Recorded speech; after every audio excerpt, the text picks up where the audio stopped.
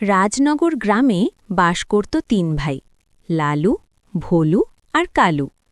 তিনজনেই পরিশ্রমী ছিল, কিন্তু স্বভাব ছিল একেবারে আলাদা। বড় ভাই লালু ছিল একটু চালাক আর স্বার্থপর। মেজ ভাই ভোলু বড় ভাইয়ের কথাই বেশি মানত, আর ছোট ভাই কালু ছিল ভীষণ সরল আর শান্ত স্বভাবের। সময় কেটে গেল, তিনজনেরই বিয়ে হয়ে গেল। সংসার বড় হতে না হতেই একদিন উঠল ভাগাভাগির কথা। শোন ভাইরা, এখন আমরা সবাই আলাদা সংসার করছি।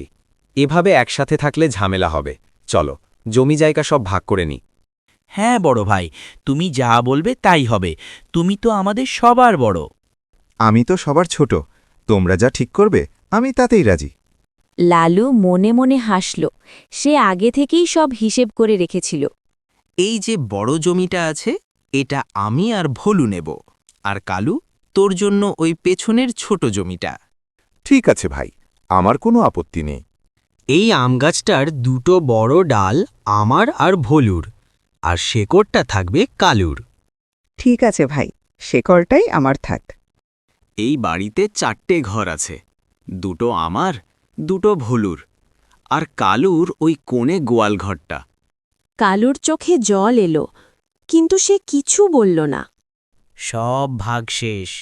এবার তুই এই বাড়ি ছেড়ে চলে যা। ভাই, আমি কোথায় যাব? আমার বউকে নিয়ে কোথায় থাকব? তখন তো কিছু বলিসনি, এখন আর নাটক করিস না, চলে যা। অসহায় কালু তার স্ত্রীকে নিয়ে গোয়াল ঘরে উঠল। তার স্ত্রী কাঁদছিল। এইভাবে কতদিন থাকব আমরা? এটা কি থাকার জায়গা? গিন্নি, আজকের দিনটা একটু ধৈর্য ধরো, কালকে আমি কিছু একটা ব্যবস্থা করব। পরের দিন সকালে সবাই ঘুম থেকে উঠে দেখে কালু হাতে কুঠাল নিয়ে আম গাছ কাটতে শুরু করেছে। এই কালু, কি করছিস? গাছ কাটছিস কেন? পাগল হয়ে গেছিস নাকি? কেন ভাই, শেকড় তো আমার। আমি আমার যা ইচ্ছা আমি তাই করব। তোমাদের ডালে তো আমি হাত দেইনি। কালু, আমাদের ভুল হয়েছে। আমরা লোভে অন্ধ হয়ে গিয়েছিলাম। তুই গাছ কাটিস না। তুই আমাদের ক্ষমা করে দে ভাই, আমরা আবার সব সমান ভাগ করব।